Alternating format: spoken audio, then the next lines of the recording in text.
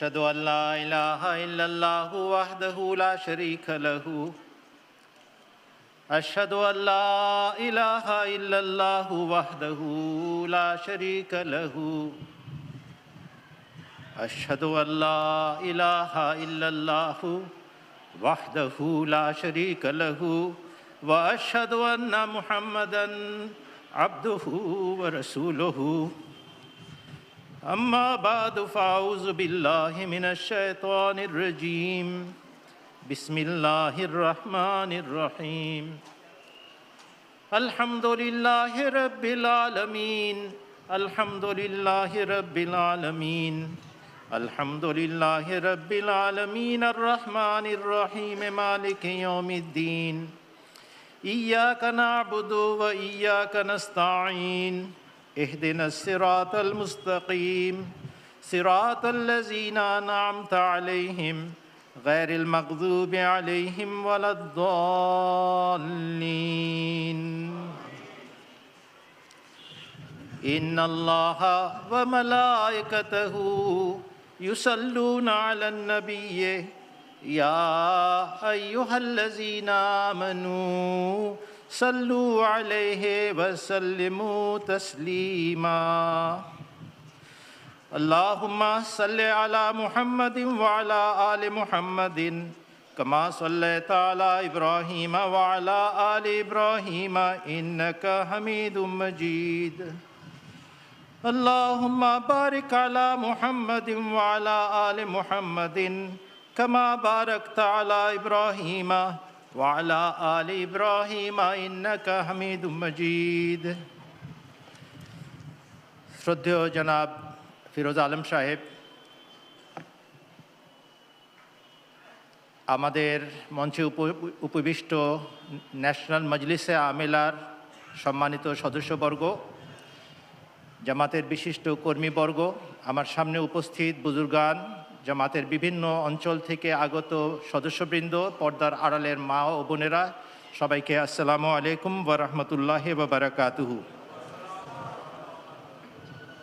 হযরত আকদাস মসিহে মাউদ ইমাম মাহদী আলাইহিস সালাম বলেছেন, আমার আগমনের মূল উদ্দেশ্য হলো এমন এক জামাত প্রতিষ্ঠা করা যারা হবে সত্যিকার বিশ্বাসী মোমেন, খোদা তাআলার পবিত্র অস্তিত্বে যাদের থাকবে প্রকৃত ঈমান আর তার সাথে থাকবে এদের খাঁটি প্রেমবন্ধন। ইসলাম হবে এদের পরিচিতি আর মহানবী সাল্লাল্লাহু আলাইহি ওয়াসাল্লামের অনুপম আদর্শ অনুসরণ করা হবে এদের রীতি। এরা সংশোধন ও তাকওয়ার পথে অগ্রসর হবে আর উন্নত নৈতিক চরিত্রের আদর্শ স্থাপন করবে। জগৎবাসী যেন এ জামাতের মাধ্যমে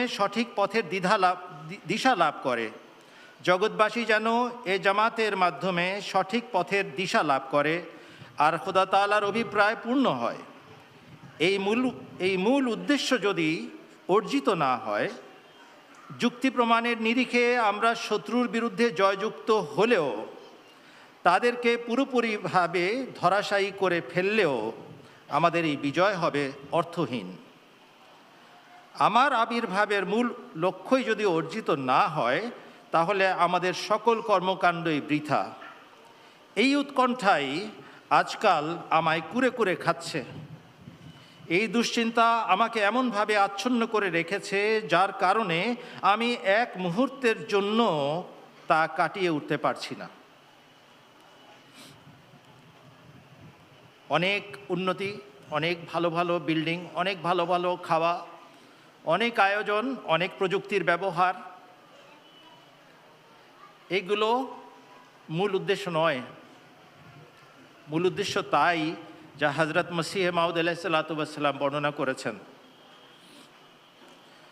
আমার আগমনের মূল উদ্দেশ্য হলো এমন এক জামাত প্রতিষ্ঠা করা যারা হবে সত্যিকার বিশ্বাসী মোমেন, খোদা তাআলার পবিত্র অস্তিত্বে যাদের থাকবে প্রকৃত ঈমান আর তার সাথে থাকবে এদের খাঁটি প্রেমবন্ধন। ইসলাম হবে এদের পরিচিতি আর মহানবী সাল্লাল্লাহু আলাইহি ওয়াসাল্লামের অনুপম আদর্শ অনুসরণ করা হবে এদের রীতি। এরা সংশোধন ও তাকওয়ার পথে অগ্রসর হবে আর উন্নত নৈতিক চরিত্রের আদর্শ স্থাপন করবে। অতএব জলসায় আগমনকারী সমস্ত অতিথিবর্গ এবং 17টি স্থানীয় জামাতে উপস্থিত বিভিন্ন অঞ্চলের আহমদীদের সবার কাছে একটি অনুরোধ, আবেদন। হজরত মসিহ মাউদ আলাইহিসসালাম যে উদ্দেশ্যে জামাত প্রতিষ্ঠা করেছেন, যে উদ্দেশ্যে জলসা প্রবর্তন করেছেন আল্লাহর আদেশে, সেটাকে অনুসরণ করেন। জলসায় এবং জলসার থেকে ফেরত গিয়ে নামাজ প্রতিষ্ঠা করেন, দোয়া করার অভ্যাস গড়ে তোলেন, বাড়িতে নামাজ প্রতিষ্ঠা করেন, বাড়িতে ইসলাম প্রতিষ্ঠা করেন, স্ত্রী সন্তান পরিবার পরিজনকে নিয়ে আল্লাহকে ডাকা শিখেন, আর নিজেদের মাঝে আমূল পরিবর্তন করার চেষ্টা করেন। বাকি আল্লাহ তাআলা দান করবেন। এটা হবে আমাদের আসল উদ্দেশ্য এবং লক্ষ্য। হজরত আকদাস মসিহ মাউদ ইমাম মাহদি अलैहिस्सलाम बोलছেন, जो मांगता है उसको ज़रूर दिया जाता है, इसीलिए मैं कहता हूँ दुआ जैसी कोई चीज़ नहीं। दुनिया में देखो कि बाज़ खरगदा ऐसे होते हैं कि वो हर रोज़ शोर डालते रहते हैं, उनको आखिर कुछ ना कुछ देना ही पड़ता है, और अल्लाह ताला तो कादिर व करीम है। जो अड़कर दुआ करता है यानी बंदा तो पा लेता है। क्या खुदा इंसान जैसा भी नहीं? खरगदा अद्भुत एक शब्द व्यवहार करेছেন, ঘ্যাচরা ফকির। শাব্দিক অর্থ করি নাই। নাছর বান্দা এমন কিছু ভিক্ষুক আছে যারা এসেই উঠানে আল্লাহর বাস্তে দুগ্গা খয়রাত দিয়ে দেন, শুরু করবে। এখন এই দৃশ্য দেখা যায় না। আপনারা জানেন না আমরা কি দৃশ্য দেখে অভ্যস্ত ছিলাম বাংলার মাটিতে। এসেই শুরু করবে, একটা বাসন নিয়ে এসছে, কিছু না কিছু দিতে হবে, যতক্ষণ না দিবেন যাবে না সেখান থেকে। সেও জানে কিভাবে নিয়ে ছাড়তে হয়। হজরত খলিফাতুল মসিহ রাবে বলতেন, আরও বুদ্ধিমান ভিক্ষুক আমি দেখেছি, যদি বাড়ির গিন্নি ভিক্ষা না দেয় সে অপেক্ষা করতে থাকে বাড়ির ছোট শিশু সন্তান কখন উঠানে নামবে। যেই উঠানের শিশু সন্তান নামে ওর মাথার উপরে হাত রেখে দোয়া দেয়, আল্লাহ একে দীর্ঘ জীবন দাও, সুস্বাস্থ্য দাও, সমস্ত অমঙ্গল থেকে রক্ষা করো, একে অনেক বড় করো, মানুষের মতো মানুষ করো। অমনি বাড়ির গিন্নি যত আছে তার খুদ আর চাল আর গম আর যা দেওয়ার দিয়ে দেয়। দরুদ শরীফ এটার কারণ। হজরত আকদাস মোহাম্মদ রাসূলুল্লাহ সাল্লাল্লাহু আলাইহি ওয়াসাল্লাম আল্লাহর কাছে সবচেয়ে প্রিয়। তার জন্য দোয়া করলে আল্লাহর মন গলে যায়। এই জন্য যখনই দোয়া করেন আল্লাহর প্রশংসা গান, আর তার সাথে সাথে হজরত মোহাম্মদ মুস্তাফা সাল্লাল্লাহু আলাইহি ওয়াসাল্লামের দোহাই দিয়ে দোয়া করেন, তার জন্য দোয়া করেন, আল্লাহর মন গলে যাবে। হজরত মসিহ মাউদ আলাইহিস সালাম বলছেন, তোমরা মানুষের কাছ থেকে শেখো কিভাবে নিতে হয়। নাছর বান্দা ভিক্ষুক থেকে শিখো কিভাবে দোয়া করতে হয় এবং নিয়ে ছাড়তে হয়। আল্লাহ বান্দার চেয়ে অনেক বড়, তার কাছ থেকে কেউ খালি হাতে ফিরবে না। অতএব আমাদের আহমদীদের ঐতিহ্য যেন আমরা ফিরিয়ে আনি। আহমদিয়ত মানে দোয়া, প্রত্যেক আহমদী মানে মূর্তিমান দোয়া। এবং আপনাদের মধ্যে সবাই সাক্ষী, আমাদের পুরনো বুজুর্গরা দোয়া করতে জানতেন, যার কারণে আজকে আমরা এই ফসল কাটছি। এটা যেন হাতছাড়া না হয়। উঠতে বসতে আল্লাহকে ডাকেন, আল্লাহকে নামান, যে করেই হোক আল্লাহর সাথে বন্ধুত্ব করেন। যে দোয়া করে সে কখনো ধ্বংস হয় না। যে বাড়িতে নিয়মিত দোয়া করা হয় সেই বাড়ি কখনো ধ্বংস হয় না। হজরত মসিহ মাউদ আলাইহিস সালামের গ্যারেন্টি, এটা কখনো ভুল হতে পারে না। এটা আমাদের জন্য বিশেষ করণীয়। হজরত আকদাস মসিহ মাউদ ইমাম মাহদি আলাইহিসসালাম বলছেন, পবিত্র কোরআন অনেক বেশি বেশি পাঠ করা উচিত, আর আল্লাহর কাছে এটি পাঠ করার সৌভাগ্য যাচনা করা উচিত। কেননা পরিশ্রম ছাড়া মানুষ কিছুই অর্জন করতে পারে না। সবাই নিজে নিজে আল্লাহ তাআলার সাথে সাক্ষাৎ করার ক্ষমতা বা শক্তি রাখে না। এর জন্য মাধ্যম অবলম্বন করা আবশ্যক হয়, আর সেই মাধ্যম হলো পবিত্র কোরআন।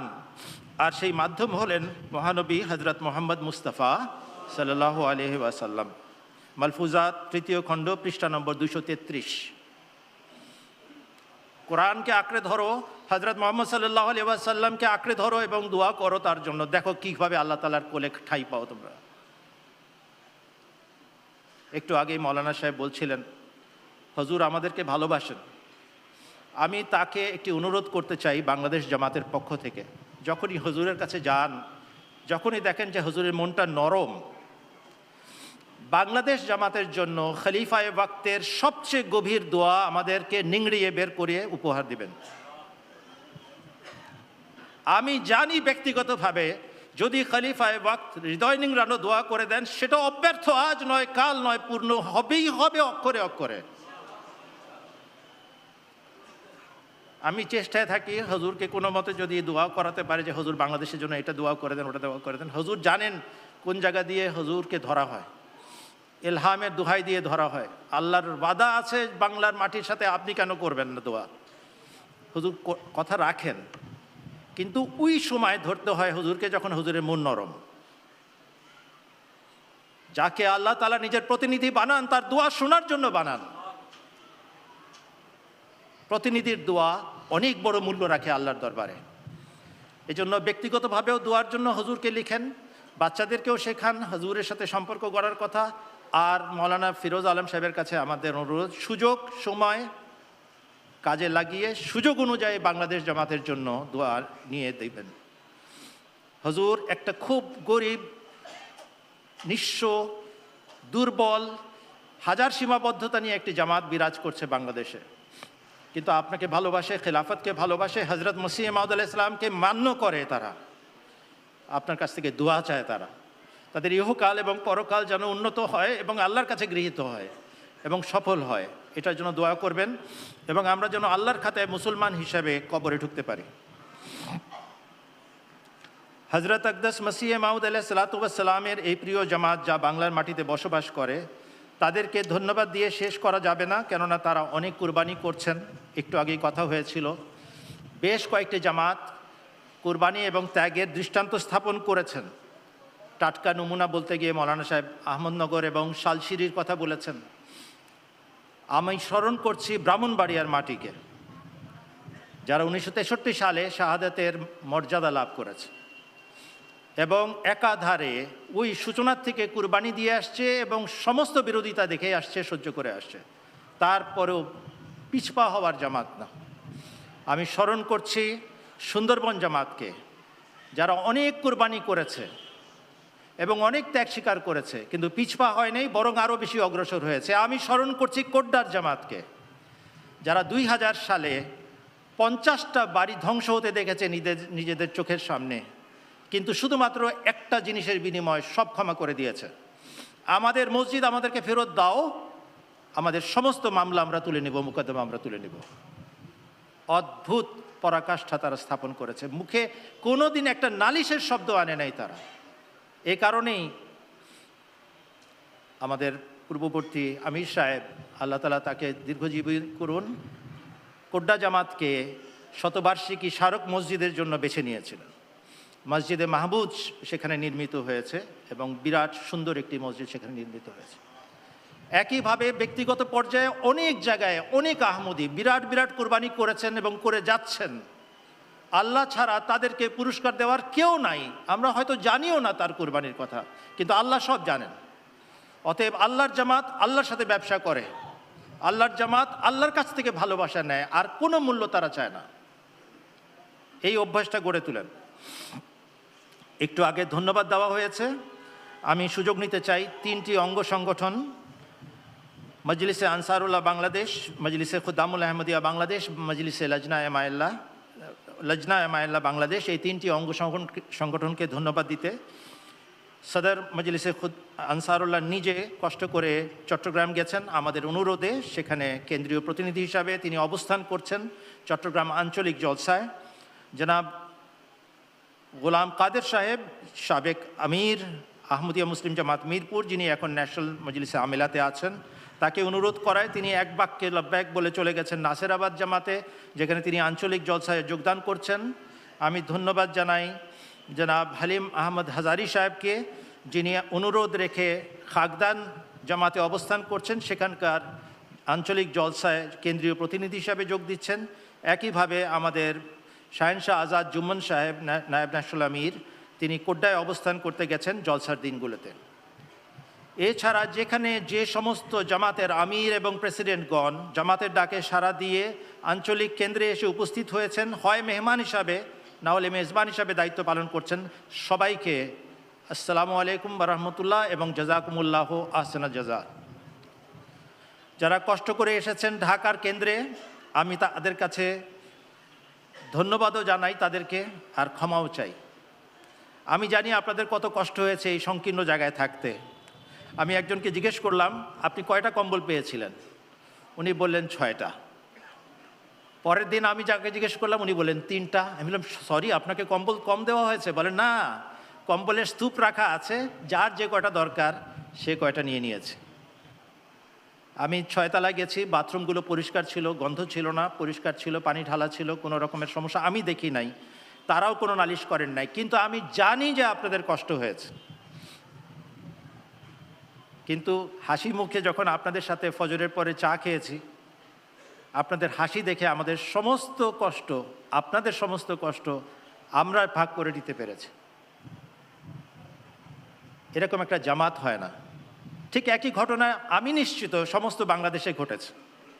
17টি আঞ্চলিক মসজিদ এবং মিশন হাউসে আপনারা একত্র হয়েছেন, কোনো আরাম করার জায়গা পান নাই, কোনো রকমের বিশ্রামের সুযোগ সুবিধা নাই, কোনো রকমের সুযোগ সুবিধা নাই টয়লেটের এবং অন্যান্য ব্যবস্থার পর্যাপ্ত পরিমাণে। তারপরেও হজরত মসিহ মাউদ আলাইহিস সালামের প্রবর্তিত জলসা বলে কথা, এর সুযোগ হাতছাড়া করা যায় না।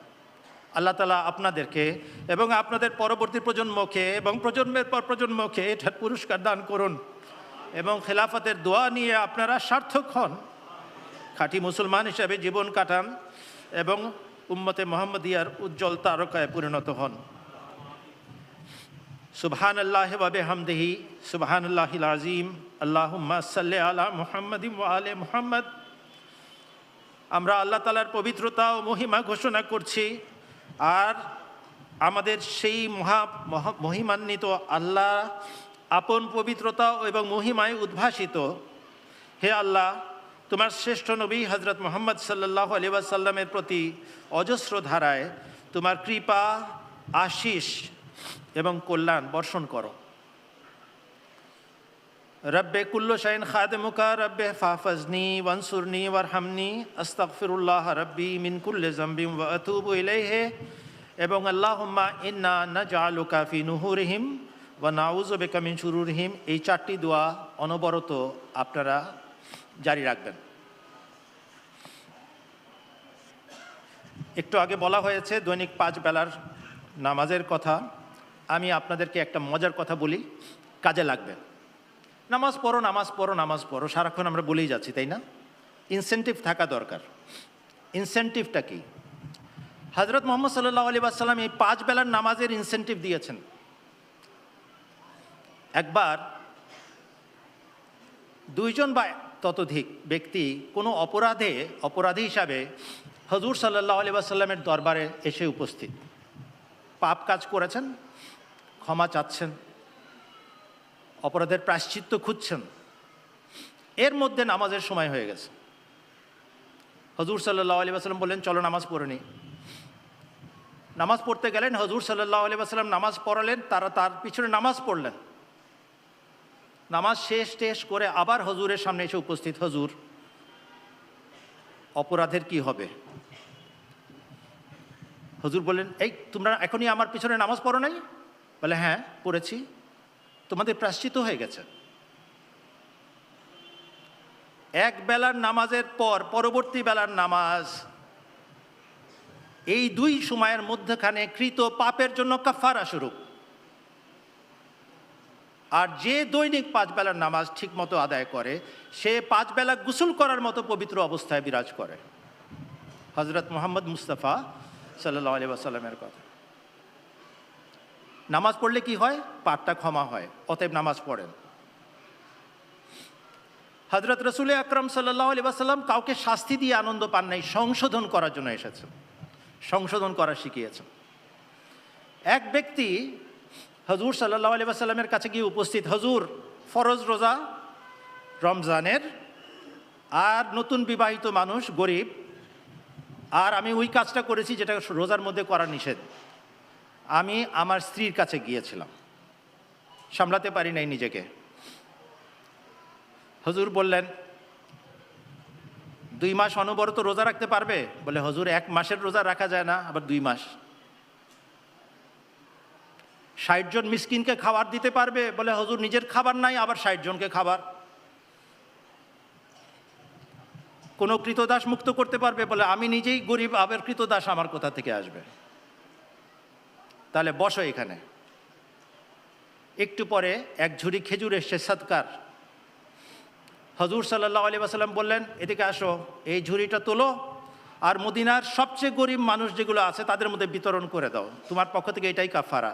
বলে, হুজুর মদিনার 2 প্রান্তের 2 পাহাড়ের মধ্যে আমার চেয়ে গরিব মানুষ আর কে আছে? হাসলেন আর বললেন, যাও নিজের বাড়িতে নিয়ে নিজে খাও এবং পরিবারকে খাওয়াও, এটাই তোমার কাফারা।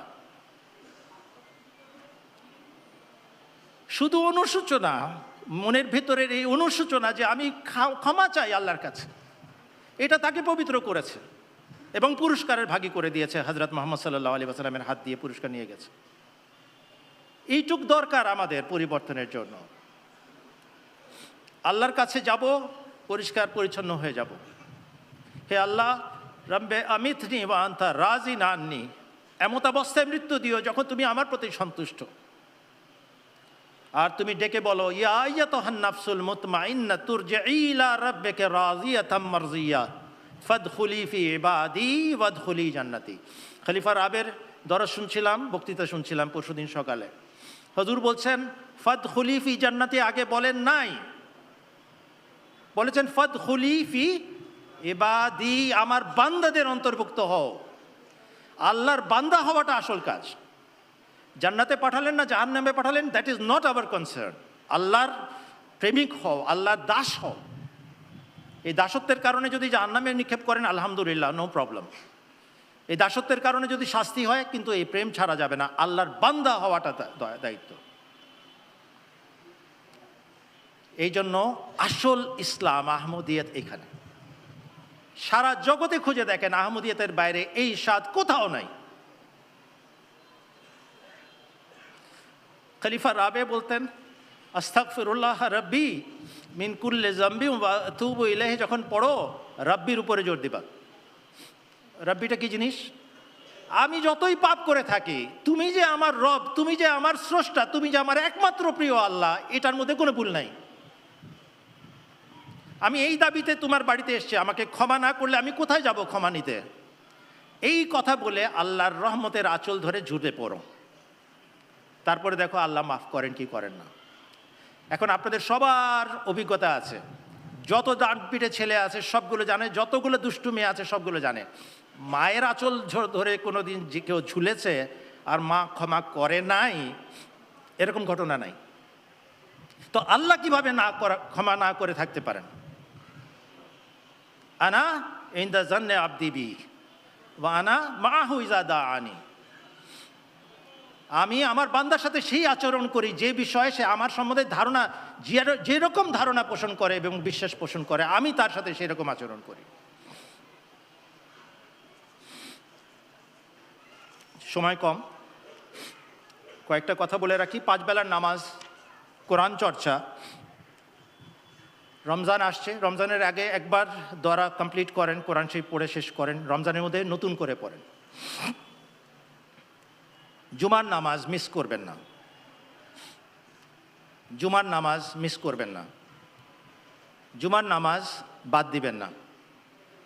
সময় মতো জুমার দিন প্রস্তুত হয়ে জুমার নামাজে যাবেন।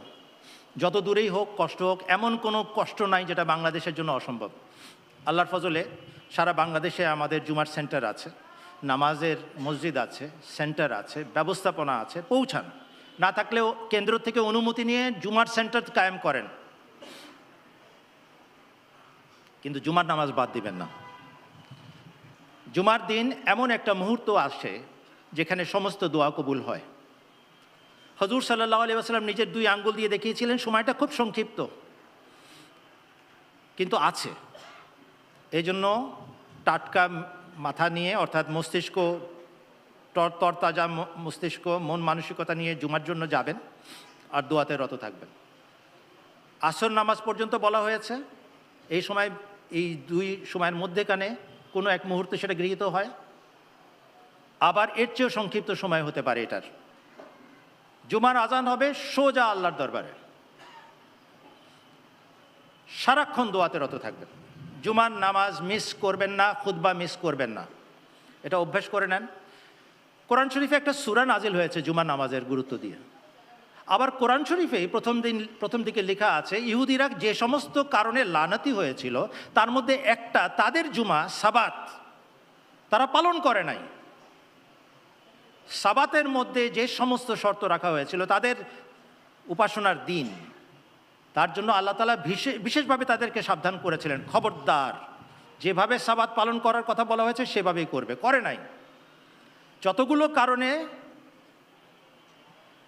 যতগুলো কারণে তাদেরকে লানত করা হয়েছে তার মধ্যে একটি প্রধান কারণ হচ্ছে তারা সাবাতের মর্যাদা রক্ষা করে নাই। মুসলমানদের জন্য সাবাতের দিবস নির্ধারিত হয় নাই, জুমার দিন নির্ধারিত হয়েছে। কেন আল্লাহ তাআলা এই দুই দিকে দুই কথাটা বলেছেন? হে মুসলমানরা, শিক্ষা নাও, তোমাদের পূর্ববর্তী জাতি যেভাবে লাঞ্ছিত হয়েছে, অপদস্থ হয়েছে, অভিশপ্ত হয়েছে, তোমরা সেই পথে পা বাড়াবে না। বাংলাদেশের জামাত আগে খুব মনোযোগ দিয়ে জুমার নামাজ প্রতিষ্ঠা করত, এখনও করে। ঢাকা জামাত, যেটা আমার নিজের জামাত, তাদের প্রতি আমি নিজের দাবি নিয়ে কথাটা বলছি। যারা এখানে উপস্থিত আছেন নিজেদের অনুপস্থিত ভাই বোনদেরকে জানাবেন, নামাজের উপস্থিতি বৃদ্ধি করেন, মসজিদ উপচে পড়া দেখতে চাই। 22 কিলোমিটার দূর উত্তরা, সেই জন্য আসতে পারবো না, তো এক্সপ্রেসওয়ে কেন বানানো হয়েছে? আল্লাহ কেন বানিয়ে দিয়েছেন আমাদের জন্য? মৌলানা সাহেবকে জিজ্ঞেস করলাম কিভাবে আসলেন, বলে মাত্র 25 মিনিটে আমি এয়ারপোর্ট থেকে বকশীবাজারে পৌঁছালাম এক্সপ্রেসওয়ে দিয়ে। আর সেদিন কি কারণে যে ভিড় নাই আমরা তাও জানি না। মেট্রো রেল কী কারণে আল্লাহ তাআলা চালু করেছেন আমাদের জন্য? উপচে পড়া ভিড় 4 নম্বর বকশীবাজারে দেখতে চাই, যতদিন পর্যন্ত আপনারা নিজস্ব মসজিদ না বানাচ্ছেন। ঢাকা কেন্দ্রীয় জামাত, আপনাদের দায়িত্ব সবচেয়ে বেশি সারা বাংলাদেশে আদর্শ দেখানোর। জুমার নামাজ কখনো বাদ দিবেন না। যদি আপনার স্ত্রী কোনো অসুস্থতার কারণে না আসতে পারেন, ছাড় আছে, বাচ্চাটাকে নিয়ে এসেন, বাচ্চাগুলোকে নিয়ে এসেন। আমরা ছোটবেলায় যে সমস্ত বাচ্চাদেরকে বাপের সামনে আসতে দেখেছি, তাদের একজন হচ্ছেন মীর মুবাশশির আলী সাহেব মরহুমের 2 বাচ্চা, 2 দিকে দাঁড়ানো ছিল। উনি সিল্কিশ পাঞ্জাবি পরে আসতেন আর ডানে বামে 2 বাচ্চাকে দাঁড় করিয়ে নামাজ পড়তেন। তাবারেক আলী সাহেব আসতেন, সাথে একটা ছেলে নিয়ে আসতেন। এটা বিরাট একটা ঐতিহ্য বাংলাদেশ জামাতের। এটাকে ধরে রাখবেন এবং সতর্কতার সাথে এটা পালন করবেন। দুর্বলতা দেখা দিচ্ছে বলে মনোযোগ আকর্ষণ করলাম। জুমার নামাজ বাদ দিবেন না। যদি আমার কথা বুঝতে অসুবিধা হয়, দয়া করে সূরা জুমা পড়েন এবং তার দ্বিতীয় রুকুটা পড়ে ফেলেন। সেখানে পরিষ্কার যা বলা হয়েছে সেটা পালন করেন।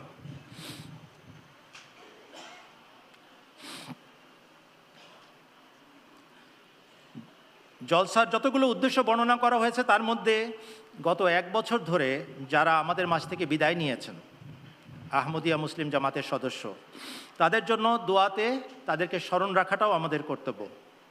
আপনাদের যাদের কথা মনে রেখেছেন তাদেরকে মাথায় রেখে দোয়া করবেন।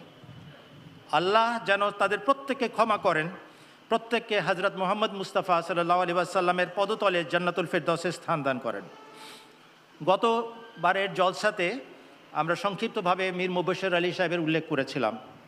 আজকে আমি তার কথা আবার উল্লেখ করতে চাই, কেননা গত জলসার কয়েকদিন আগেই তিনি মৃত্যুবরণ করেছিলেন। আজকে 1 জলসা পরে তাকে আমরা উল্লেখ করছি। তিনি এমন মানুষ ছিলেন যে তার উল্লেখ করা দরকার। জামাতকে ভীষণ ভালোবাসতেন, ওয়াকিফিন জিন্দেগীদেরকে ভীষণ ভালোবাসতেন, কোরআনকে ভীষণ ভালোবাসতেন, জামাতের উন্নতি দেখতে ভীষণ ভালোবাসতেন, কঠিন পরীক্ষায় বুক পেতে দিয়ে দাঁড়াতে খুব ভালোবাসতেন, জামাতের উপরে বোঝা হতে চাইতেন না কখনো, হনও নাই কখনো, জামাতের বোঝা লাঘব করতে ভালোবাসতেন, আমাদের মতো দুর্বলদের সঙ্গ দিতে ভালোবাসতেন। খুব মিস করি তাকে, খুব মিস করি মীর মোহাম্মদ আলী সাহেবকে, খুব মিস করি শাহাবুদ্দিন সাহেবকে। আমাদের কাছে সেই জেনারেশনের কিছু মানুষ এখনও জীবন্ত আছেন। জলসাগাতে ৯৭ বছর বয়সে আবুল কাসেম পাটওয়ারি সাহেব বসে আছেন। আমাদের স্টেজে জনাব মুজাহিদুদ্দিন আহমদ সাহেব উপস্থিত আছেন, আমাদের বায়ে জনাব জাহিদুর রহমান সাহেব উপস্থিত আছেন। আপনাদের অবগতির জন্য জানাচ্ছি, উনি বলবেন না, কখনো লজ্জায় উনি বলবেনও না, বলেনও না। আমি পেটের খবর বের করেছি জোর করে। জনাব জাহিদুর রহমান সাহেব তাহাজ্জুদ নামাজ থেকে ওই ২০০ বার তাসবিহ সুবহানাল্লাহি ওয়া বিহামদিহি সুবহানাল্লাহিল আযীম শুরু করেন, আর বেলা ৯টা থেকে ১১টার মধ্যে শেষ করেন ২০০ বার গুনে গুনে। ১০০ বার আস্তাগফিরুল্লাহ রাব্বি মিন কুল্লি যামবিন ওয়া আতুবু ইলাইহি। ওনার অভ্যাস, ওই তাহাজ্জুদের নামাজ থেকে আরম্ভ করেন, আবার নাস্তা করেন, ঘুমাতে যান, আবার বিশ্রাম নেওয়ার পর আবার উঠে শুরু করেন, কমপ্লিট না হওয়া পর্যন্ত, কাজ শেষ না হওয়া পর্যন্ত বন্ধ করেন না। রব্বে কুল্লু শাইন খাদেমুকা রব্বে ফাহফাজনি ওয়ানসুরনি ওয়ারহামনি ১০০ বার। আল্লাহুম্মা ইন্না নাজালুকা ফি নুহুরিহিম ওয়া নাউযু বিকা মিন শুরুরিহিম, যতবার পড়তে পারেন পড়েন। এনাকে আমি অনুরোধ করেছিলাম দাবির সাথে, ৩ দিন জলসার মাথা তুলবেন না আল্লাহর কাছ থেকে, সিজদার থেকে, যতক্ষণ পর্যন্ত জলসা পার না হয়। আপনারাও এই অভ্যাস করে নেন, জামাতের বিপদকে নিজেদের বিপদ জানেন এবং মূর্তিমান দোয়াতে পরিণত হন, আল্লাহ পার করে দেবেন। এটার এই না যে আপনাকে ধর্ণা মেরে বসতে হবে কোথাও। দাস্ত বাকার দিল বায়ার, আপনি কাজে ব্যস্ত থাকবেন কিন্তু মনটা পড়ে থাকবে আল্লাহর দরবারে, দোয়াতে রত থাকবেন, এটা আল্লাহ চান। বৈরাগীদের মতো বৈরাগ্য সাধনে মুক্তি সে আমার নয়। আপনাদের সবার কাছে বিনীত অনুরোধ, একে অপরকে সাহস দিবেন, একে অপরকে টানবেন। যে সমস্যার সমাধান এক ভাইয়ের আপনি নিজে করতে পারেন করবেন, না পারলে জামাতকে জানাবেন। হারানো মেষ উদ্ধার করবেন। হাজার হাজার আহমদি আড়ালে আছে, হাজার হাজার আহমদি আড়ালে আছে, প্রত্যেকের খবর নেন। আমি জানি একজনকে জিজ্ঞেস করলে বের হয়ে যাবে ৫ মিনিটের ভিতরে কয়জন হারানো আছে। আসে না, চিনি না, জানি না কেমন অবস্থায় আছে। আপনার আপন আত্মীয় স্বজন আছে, সবাইকে সালাম দেন। বলেন এমন এক যুগে আমরা প্রবেশ করছি যেখানে দূরত্ব ঘুচানো আবশ্যক। দুর্বলতা কাটিয়ে খলিফার কাছ থেকে মাফ এনে পরিষ্কার পরিচ্ছন্ন হয়ে জামাতের কাজ করেন। হাজার হাজার আহমদি আছেন যাদের সাথে আমাদের সংযোগ নাই। আপনাদের কাছে বিনীত অনুরোধ করছি, আমার সালাম পৌঁছাবেন তাদেরকে উদ্ধার করে। বকশিবাজারে না পারলে আমাকে বলবেন কোথায় যেতে হবে, আমি যাব। নিজে না যেতে পারলে আমি প্রতিনিধি পাঠাবো আপনাদের কাছে। কিন্তু হারানো মেষ উদ্ধার চাই। যোগাযোগ বিচ্ছিন্ন আহমদীদেরকে উদ্ধার করেন, আমাদেরকে রিপোর্ট দেন, আমরা খুশি হব। এটা আমাদের দায়িত্ব। এক একটা পরিবারের খোঁজ নেন, 40 থেকে 50% সদস্য যোগাযোগ বিচ্ছিন্ন। পুরনো পরিবারের কথা বলছি, নতুনদের কথা বলছি না। নতুনদের কাছে অনুরোধ, বাড়ির ভিতরে আহমদিয়া প্রতিষ্ঠা করেন, মহিলাদেরকে তরবিয়ত করেন। নর্থ বেঙ্গলকে বলছি, আমার নিজের এলাকা নর্থ বেঙ্গল, বাড়ির ভিতরের তরবিয়ত সক্রিয় করেন। নর্থ বেঙ্গলের পুরুষরা অনেক দোয়াগো, অনেক বুজুর্গ, কিন্তু বাড়ির ভিতরে তরবিয়তের ঘাটতি আছে, যার কারণে সমূহ সম্ভাবনা আহমদিয়ার থেকে বিচ্যুতির। আল্লাহ যেন সেদিন না দেখান। এদিক থেকে ব্রাহ্মণবাড়িয়া একদম ভিন্ন জিনিস, মানছি। সুন্দরবন টোটালি ডিফারেন্ট জিনিস। কিন্তু নর্থ বেঙ্গল আমাদের এখানে চ্যালেঞ্জ রয়েছে। বাড়ির ভিতরে মহিলাদের তরবিয়তের ঘাটতি বিদ্যমান। যদি এটা আমার ভুল হয় আমি খুশি হব, কিন্তু আমার যেটা ক্ষুদ্র অভিজ্ঞতা আছে জামাতের সেবায়, আমি সেটুকু বললাম। ওয়াল্লাহু আলাম বিসসাওয়াব।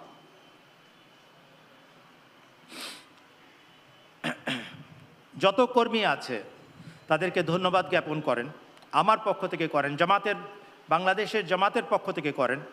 আমরা কারো নামও নিতে পারছি না। এমটিএর কর্মী আছেন, সেক্রেটারি অডিও ভিডিও সাহেব নিজে আছেন, সবাই কাজ করেছেন।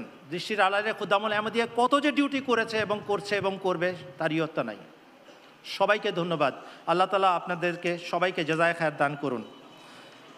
শেষ করছি দুটো উদ্ধৃতি পড়ে। একটা দোয়া বিষয়ে হযরত মসিহ মাউদ আলাইহিস সালাম আমাদেরকে সম্বোধন করে বলেছেন, আমরা পাপী মানুষ, আমাদের দোয়া আবার গৃহীত হয় কিভাবে, এই চিন্তা কখনো করবে না। মানুষ ভুল করে ঠিকই, কিন্তু দোয়ার মাধ্যমে শেষ পর্যন্ত নিজের কুপ্রবৃত্তির উপরে বিজয় লাভ করে এবং নিজের প্রবৃত্তিকে পদদলিত করে ছাড়ে।